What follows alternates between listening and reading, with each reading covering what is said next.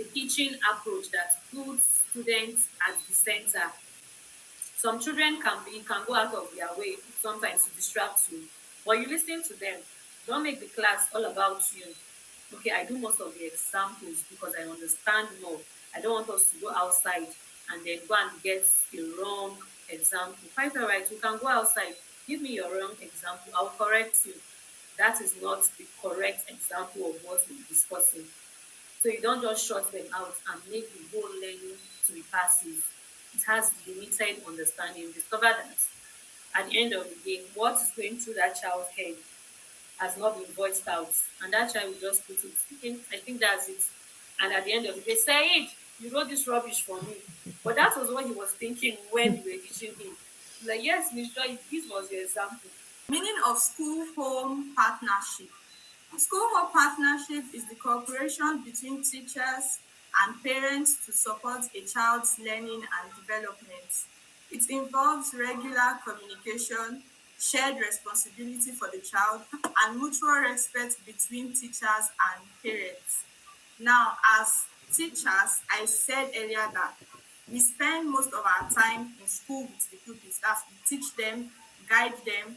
Sometimes we teach them on morals. But when they go back home, they have their parents and their guidance who will reinforce what they were being taught in school, like values, discipline, and the rest of that. So we said school home partnership involves regular communication, that's communicating with the parents of the children, shared responsibility for the child. As a teacher, you are privileged to impact a child or a word, but it is not solely your responsibility to like, oh, I'm supposed to teach you how to take your bath. Yes, we have in some subjects like home economics or where they are being taught about self-care and the rest of them, but we don't live with them in their houses. So how do they implement these things they are being taught in school in their daily lives? So that's where partnership between the school and their parents comes in. We need to understand that we are not just preparing these learners for exams. Okay, the reason why the students are coming to school is just to come and learn. Then by the end of the day, they write their text and their exam. No, we prepare them for both life skills. We prepare them beyond exams, effective study skills. We must move from read your books to this is how to read your books. We need to tell the learners, we need to encourage them on how to do things, not just, okay, go and pick a book and read, but tell them how to do these things, the practical ways they can read and understand. How do we build empathy? Number one, care about others' feelings. Care about others' feelings. Care about them. Respect other people's feelings. Don't just say, anything that is not me is none of my business, does not concern me. No, you should also learn how to care about others' feelings. Care about your children in the classroom. Care about their feelings. If they are happy, care about it. If they are not, don't say because they are not your biological children, you are just here to work and get paid, that you don't really have any business. No, try and care about their feelings. Encourage students to share their feelings. Encourage students to share their feelings. So um it's very, sometimes in my class primary four, I used to, sometimes I will sit with them and I will ask them, sometimes maybe sometimes I will just see them. When I notice that maybe they are not talking to each other, I will ask them, say it, what happened? You people are not playing. Magic, what happened? So that's when they will now start talking. Magic said he don't want to be my friend again. Sulaman said she don't want to play with me again. So me I want to be alone. This and that. I will just be like, okay, what happened? They'll tell me what happened, and I'll be like, no, I don't want that in class. I don't want you people to fight or quarrel in my class. So I'll talk to them, and that moment they will settle and become friends again. So you encourage them to share their feelings. Don't be a teacher that you enter into the classroom and the children will be scared to talk. So if you are that kind of person that you enter into a classroom and the children are not free to talk, that means uh, you are not a good teacher. So encourage kindness. Encourage kindness. Okay, maybe you want to teach them something about parts of plants. You will use 5 minutes to introduce to them the topic which is part of plants. They will repeat after you as you are doing it. Then the main activity, you will draw. You also use 5 minutes to draw different parts of plants as you are showing it to them. Then the activity that they are going to do, they will also use 5 minutes to do that same activity. By doing that, you've made your lesson very short, and you see that they will be focused on what you are teaching them. So the next one, you use activities, not just talking. Children with low at ten tion span learn better by doing, not lis ten ing. Like you will use songs, games, flashcards, and you will play the activity you want to do with them. Example I have here, like instead of explaining numbers to them, you let them jump and count. Okay, you want them to count number, maybe you want them to count from number 1 to 10. You don't allow them to just sit down and be counting 1, 2. They might sit down and count with you, but after that counting, you can also play a game with them that involve numbers. You can use flashcard to teach them. As they are using that flashcards to play, learning is taking place. You can also use songs to also teach them. Then they shouldn't just only sit down and be counting. They can just be jumping with you as they are jumping, and they are also counting. Then you can use role play if you like. You want to teach them like other subjects like your CRK. You want to teach them about the birth of Jesus Christ or the birth of Moses. You can role play it. If you don't have a video to use for them, you can role play. So as you are doing that thing, learning is taking place, and definitely your aim for that particular subject will be achieved. I'll be training you people on teacher professional ethics and growth. Teachers professional ethics and growth. And my focus is on teacher behavior, attitude, and continuous self improvement, building a strong school culture and professionalism. As a professional teacher, how can we go about our behavior? Are we supposed to be a good professional teacher or is it a bad professional teacher? Let's see. Number one key there is punctuality. Punctuality means that when you are being given a task as a professional teacher, you are supposed to do okay. I'm supposed to submit this so time and so time. You meet up to your point. Okay, we are supposed to resume by 9 o'clock. You'll be resuming by 10 o'clock. Is no. As you're a professional teacher, you are supposed to submit flip video Monday. You submit flip video Monday. Okay, I'm supposed to pace my children lesson objective. I've not paced it, this and that. When you are time conscious, before you know, you will meet up where as a professional teacher, but if you are not you are just doing everything anyhow, you are not checking your time. You will submit maths today, me I will submit mine on Tuesday. That is not a good record of a professional teacher. That is a bad behavior of a professional teacher, because the person that is handling the submission of work, you are making that person to go back, you are bringing that person back. Then we have the principles of positive discipline. You have to be kind as a teacher and firm. Be kind towards your students, but always be firm.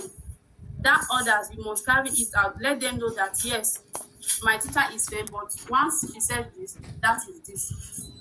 So you have to be firm and kind. Focus on solutions. You have to focus on solutions as a teacher, because sometimes you when you look at a child, maybe okay, oh, this child is not doing well in this field, and what you need to do is just to focus on the solution. Try to do what is right, what will make that child to come out well in that aspect. Then you have to always encourage them, don't shame them. Although they are little children, like I'm using myself as an example, me and my children, even though they are small, you have to always encourage their little efforts. Even if okay, they didn't do the thing well, you have to go, well done, good job, try do it better next time. Like that, don't say this person did not get it right, let us sing a shameful song. No, it will bring them down, break them. Like that, they will focus on the teaching. The next is smoothness. If a student stumbles over every word, they lose the story. They need to read like they talk, smooth and with feeling, which is fluency. So you find out that some children, especially those that are just starting to read, they'll say something like the bad, sad. Now, if he's done, you and him don't understand what he just read because there's no fluency. There's a level of fluency that is needed to be able to comprehend what is read. So if he's reading a story and he finished reading the story, if that fluency is very poor, he won't be able to put together what he read. So the next level the child gets to is the point where he begins to learn how to be a bit fluent with his reading. Most times you can read a particular story over and over, or you go through simple sentences then grow like or rhyming sentences like in the example we have here, AD family, words that ends with ad, AD. Dad had lost his pad. He was mad. Dad, you see, all of them ends with AD. Now, when he gets familiar with those words, he reads it better. And if you find children that have read a particular storybook more often or for a long time, whenever they pick that storybook, they just read it and they tend to understand what they read because of they are more fluent in it. So the child, another technique is to help the child gradually improve his fluency in reading, and it will also show in his writing. Old Testament are laws that should be followed. If you don't follow the law, you break the law. This is the consequences for your action. Go and read Deuteronomy chapter 28. You cannot have another God aside me. Go and have another God and see the consequences that will go with having another God. This punishment was not originated by you. You met it. It is everywhere in the Bible. Actions and consequences. You cannot misbehave. You are breaking rules. You are putting the teachers' lives in danger. You are putting the children's life in danger. You are pushing parents into depression mood because of your bad behavior, and you say we should not punish you. No, you will be punished. Please, you don't do this thing. This thing of punishment create fear. It is supposed to create fear. When one person is used as example, imagine university or institutions where lecturers sleep with students to pass them. Imagine using one lecturer as an example, and that lecturer that sleeps with other students is being punished. You think other lecturers will not learn? It will create fear in the minds of other lecturers, and they will retrace their steps. If we had a teacher that used to abuse students, maybe physically abuse students, and the teacher was caught and the teacher was punished, you think other teachers will not learn from that? They will learn how not to touch students. So please, punishment creates fear. Yes, it should be there. Punishment could damage relationship to an extent. It does not teach behavior. It's not true. It teaches behavior. It will teach the person that is being punished how not to behave, and others that are learning what is acceptable and what is not acceptable. And it will not lead to problem. It will lead to safety if you do it well, if you do the punishment well. So when you're doing your punishment, do consequences punishment that matches the bad behavior of the students. But you say you will not punish students for breaking laws, you will raise a monster.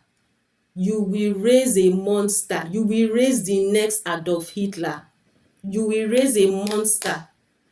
So please, I believe in punishment. I believe in punishment, but I believe in doing it well, doing it right. Don't overdo it. Okay? Just look for consequences for actions and make the children know. And if one of them breaks a rule, carry out that action on that child so that others will learn. Not when the child breaks a rule and you say, I will forgive you now, but when next you do it, I will not forgive you. It's a lie. You break the rule, I will carry out the action on you